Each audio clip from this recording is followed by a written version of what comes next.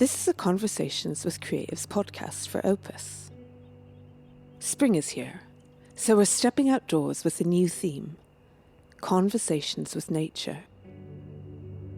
Over the next few months, we'll be discussing the different ways artists converse with their natural surroundings and discover fresh paths of creativity.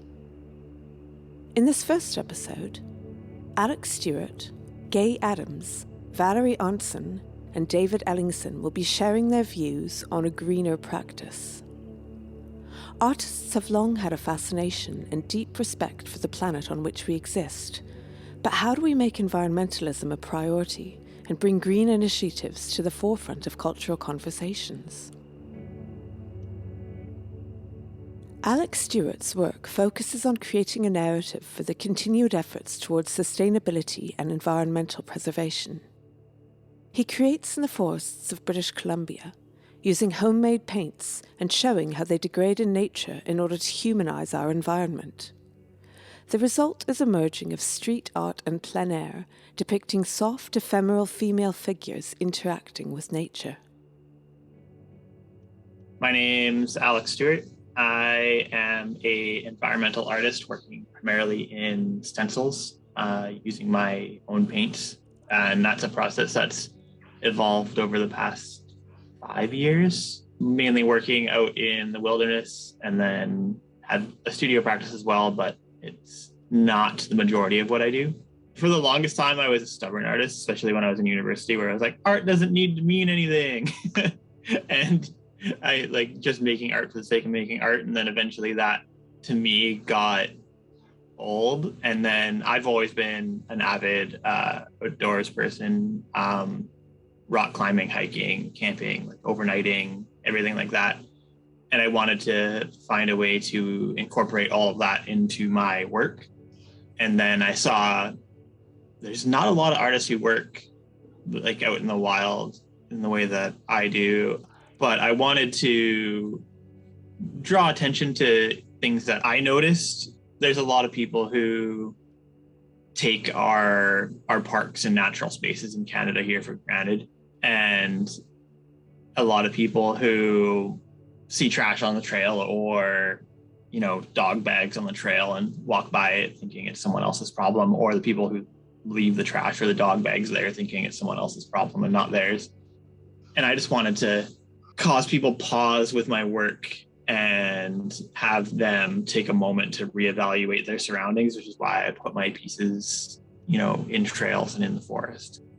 I create portraits to kind of create an immersive experience, but I do it using like handmade papers. So rice paper, I use a paint that changes almost every time that I make it. But its three key ingredients are flour, water, and sugar.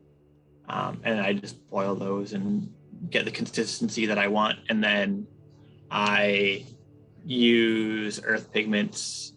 So I'll make my own condensed charcoal and then use that for my blacks and my grays. And I'll get other pigments from a company called Earth Pigments, which they sell non-toxic. I haven't had an issue finding a color that they can't get for me. So it's pretty awesome that way. I make them in my studio or in my kitchen because I need my stove to make them, to boil the flour, water, and all of that. And then I actually use a product that Opus sells, which is, it's like a fill it yourself spray can that you pressurize with a bike pump. And I just use that and it mimics the quality of spray paint pretty much perfectly. I don't have a set recipe. I have set materials that I use, but I change it almost every time. My whole practice is based on creating as little waste as an artist as I can, which is really hard as an artist because it's pretty innately wasteful to be an artist and create. So I try and reuse as much as I can. There's so many things, and especially if your practice is at home, I know Golden has a do-it-yourself paint filtration thing on their website for filtering out your brush water. Most people that I've talked to don't think twice about rinsing their paints down the drain, and that's not really the best practice. So if you can build yourself a little at-home filtration system to get all the pigments out, that's better. Or working in oils, if you're working in, like with linseed oil and stuff like that, it's a little better. But yeah, there's not a huge push in the art world for more sustainability. I found like it's coming, but it's not there yet, sadly. I was actually toying with the idea of figuring out a way to create a artist quality paint that people would want to use that's not like an acrylic paint, but that's not petroleum based or anything like that. Because one of the spray paints that I use in my studio work is called Sugar, and it's actually made from sugarcane. I haven't noticed a decline in pigment quality or light fastness or anything like that. So I think the possibilities are out there. It just requires letting go of some traditions in the art world. And I feel like there's a huge attachment to this is how it's always been done, so we should keep doing it this way. But that's not, I mean, that's in every aspect of life. But I find that that's something that needs to be challenged. And I think having some larger companies pursue a more eco-friendly paint and try and push it would be better. I know there's lots of push for, water-based paints and stuff like that, but that doesn't change the end result of that paint. I've worked with a bunch of environmental organizations doing this, and if their response is positive, then I'm pretty comfortable doing what I'm doing. I document them as they deteriorate and I sell the prints, and then a portion of all of that goes towards, like, I'm partnered with One Tree Planted and working on a partnership with like Surf Rider, and I donate to like the Ancient Forest Alliance on Vancouver Island and a bunch of other places. I struggle to call it graffiti because it's kind of not, but it kind of is in a natural setting. Like, it's something that's it humanizes our environment in a way that hasn't really been done before, I don't think, because it's something that you only ever see in the city, and then all of a sudden it's in the forest. It kind of catches people by surprise. Like, I've done some Instagram posts and stuff like that about how I make my charcoals and how I make my paints and my glues and all of that type of stuff. But I'm working on the idea of doing like an online, like a PDF or a newsletter or a blog or something like that, where I can get this information out to the public a little better to get more people trying to make their own paints. Because, I mean, making your own tempera paints is, even from egg yolks, is a practice that's older than most of our paints nowadays. And we've seen them last for, hundreds of that to 1,000 years. And I think it's a lost practice. And I think a lot of people would get enjoyment out of taking their practice from essentially start to finish, like making their paints and then using them. But it's also something that not a lot of people have the time or patience to learn. So I want to make that information more readily available. And I've been thinking about it for a long time and trying to figure out the best way to do it. There's not a lot of people who are willing to jump at that risk or chance, I guess. But I would love to see more. I think it'll get there, and it'll just take time. For Gaye Adams, it is the awe of our wild places, particularly in BC, that drives her to the easel. The why of her painting practice revolves around her connection to our amazing ecological heritage. Painting and teaching plein air, Gaye has a deep love for our natural environment and wants to help protect it. My name is Gaye Adams, and I got into my plein air practice probably about, I'm going to say 15 years ago. And it's really hooked me. I find that the tide moves faster than the light, and the fog moves faster than the tide. And so there's an immediacy and an energy and a freshness about it that makes it not only more challenging, but more rewarding. You're painting a living, breathing environment and experience, as opposed to painting from a photo reference, which is really a moment frozen in time. And I find that my plein air work informs all of my studio paintings. I paint a lot of paintings from up in the Great Bear Rainforest, and it is unsullied, even with all the things that are going on, globally, environmentally. The ecosystems up there are still very much intact. And when you're in one of those places, for me, it's like being in church.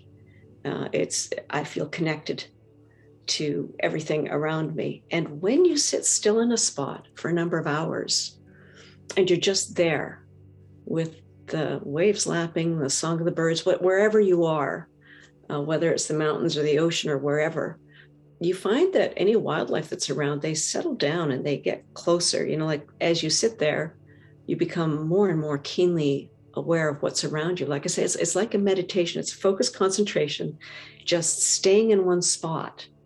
And just, you're engrossed in the conversation you're having with your painting. But it's like, for me, it's very much like the nature sort of envelops you and you notice so much more. I've actually been painting one time and had a little bird land on the end of my brush. I felt like Snow White. I've been asking myself for years, what can I really do to make a difference? And so the original paintings that I sell privately, I donate 10% to various environmental causes right here in BC. I also hope to make people notice the treasures that we have. And in so doing, spark a desire to protect them through just awareness. To me, it's almost like when you borrow a book from somebody and they've highlighted their favorite passages, you can't read that book without noticing those passages and your eye immediately goes there.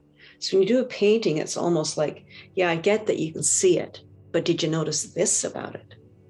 In a painting, I think you have more latitude. It's like putting a highlighter through a certain passage and going, yeah, but I know you saw it, but did you really see it? It's like, I know you read it, but did you really, really grasp it?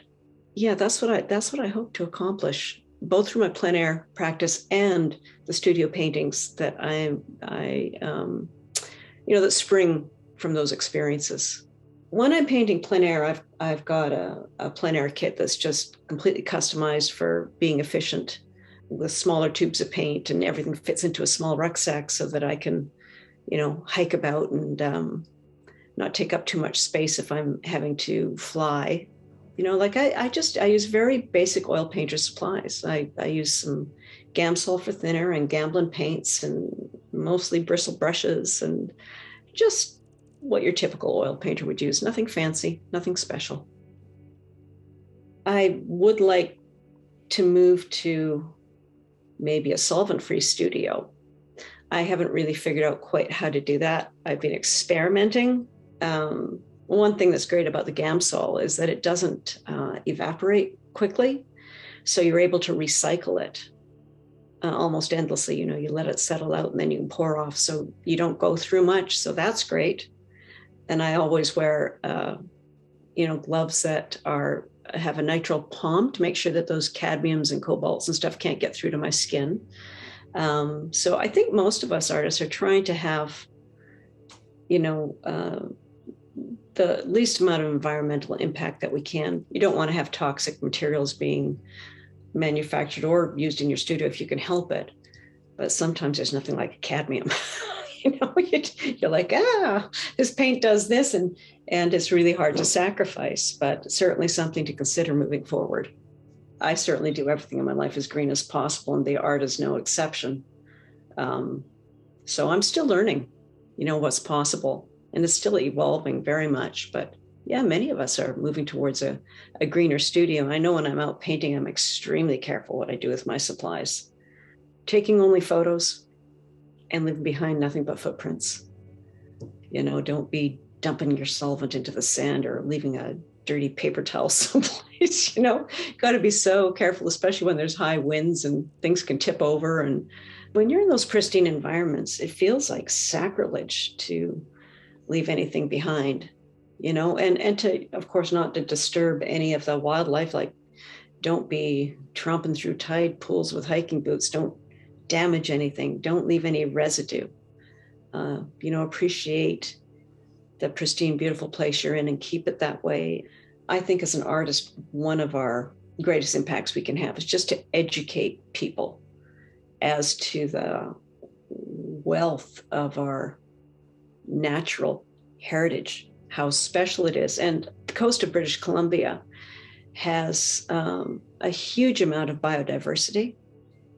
And I didn't realize it until, I got involved with a couple of conservationists and artists that were also biologists and getting up to some of these places. And, once you know what's at stake, you can't unknow it. Just the being out in nature and experiencing it, letting it soak into your pores, you just become more conscious of how precious it is. And if you can spread some of that around the planet, those you come in touch with, those that collect your work, and start the conversation about how high the stakes are and how precious the planet is. And like I say, we tend to get overwhelmed because we think, oh, there's nothing I can do. Well, that's not helpful. Do what you can do. And if everybody does what they can do, then in the end, it makes a huge difference for everyone, not just artists. But the artists have the opportunity to go out there and just really try and create a conversation that might not have been there otherwise. Valerie Arntzen is an assemblage artist who loves junk. She collects, reuses, recycles, and gives new life to discarded objects, wood and metal, creating evocative work which transports the viewer back to a memory of a special trip, person, or event. My name's Valerie Arntzen. I'm an artist in Vancouver. My passion is assemblage. I also do collage and photography. Very rarely do I buy new. I collect old wood and metal, especially on my sailboat up and down the coast. We find the quirkiest pieces of rusted metal that comes with a patina after being in the ocean for so many years. I could never replicate. I take these pieces and then I start putting them together and they tell a different story. And one of my favorite things is when people come and they get a little nostalgic because they'll look at something and they'll go, oh, I had one of those when I was a kid, or my grandmother, it sat on her dresser, and it just brings up all these lovely memories for people. I think for me, it really started as the emotional, but then as I progressed in my career, I realized that this was actually a good practice because I wasn't buying new. And then I found that, if I needed something, I just put it out to my art community. Oh, I'm looking for a set of wooden drawers. And then boom, it appears at some point at my studio, somebody brings it by. And so there's a lot of items in the world that do need to be used, reused, repurposed, however we use it. My husband, also Art Arntzen, he's also a recycler in his art practice, but he builds furniture and designs it, but it's much larger. So between the two of us, well, there's no hope. We collect. I'm in a building where we have 4 of us artists, practicing artists, and they're even looking at how they use paper or canvases or panels. They might get some old panels from someone and reuse them rather than go and buy a new panel or paint over something that they painted in the 80s, but that they don't want to have anymore, and then they'll repaint. So I think there is a lot. In the manufacture of, paint and that, it's not my forte, but I think that the more that artists use and voice their opinions about recycled and green products, that it's going to come more and more on the market. We go to quite remote places, so there's not a lot of people around, and then we get off, and so you're walking along a pristine beach and you'll see something and it's like, oh, that's an odd color, And then sure enough, you go and you scrape away the sand or the pebbles, and there's this amazingly beautiful old rusty piece of a boat, or it's a piece of wood that doesn't, you know that it's been manufactured. It's not just something that's floated in from a branch or anything. And then, so then it intrigues me, and I start to look at it thinking like, what is this and where did it come from and how can I use it? And then I take it back to the boat and squirrel it away. I love it when I get it back to my studio, because on the beach, it's kind of in its element. But when you bring it away from and then you put it in my studio and you put it on my work table, now it's a whole different animal. And it intrigues me, and I get to put other objects with it or alter it. And I just find it kind of fascinating. I have a curiosity cabinet in my studio, and all my favorite things are in there, and I'll just go and look. And so sometimes it's a total just visual objects that need to go together, right? I take that little ball of copper and I put it with a old doll's head or something, because something's in the pieces needs that to speak to each other. I did do some nature pieces, like I would bring rolls of birch bark, which I find they're so beautiful, but I found myself moving away from that. And so yes, but I do, especially in my photography, I use, like, even if I'm doing an architectural piece in a collage, I'll have flowers or trees in that, because I live in nature in BC, so you can't help but be influenced by it. I just think that artists are headed in the right direction by using already pieces that are already here that need to be repurposed, recycled, reduced, or they are thinking about when they go to the store to buy an object, a material, that they do think about where it's come from. So I think that is a great practice, and I think we're going to see more and more of it. And that because of that, then we get into conversations with our clients, and then our clients start thinking about it, then they tell their children, and so on and so on. And then hopefully we, use more green. David Ellingson is a Canadian photographer creating images that speak to the relationship between humans and the natural world. Splitting his time between his home in Victoria and the island of Cortes, where he was raised, he works predominantly in long-term cumulative projects with a focus on climate, biodiversity, and deforestation.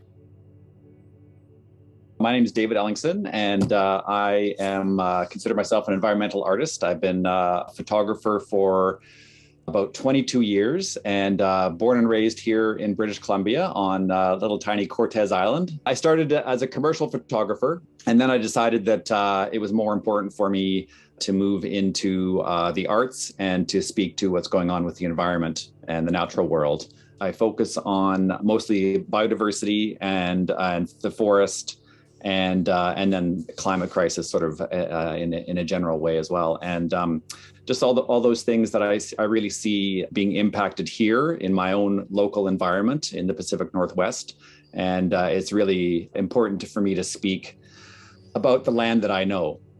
I've committed to just having one camera. I've been selling off my cameras that I've used over my career over the last short while. There's so much gear involved, or can be so much gear involved in photography, and I certainly saw that in the commercial world. When I first started, I used a Hasselblad film camera, which when I bought it, it was a used camera, and it was already 30 years old and was still going. Of course, when digital came in, well, the turnover is so phenomenally fast. And I can only imagine the waste that goes into that with the e-waste that we all know about in our daily life. So I've committed to being as minimal as possible with my gear. In terms of the production of my work, I print using pigment inks on papers, mostly 100% cotton rag.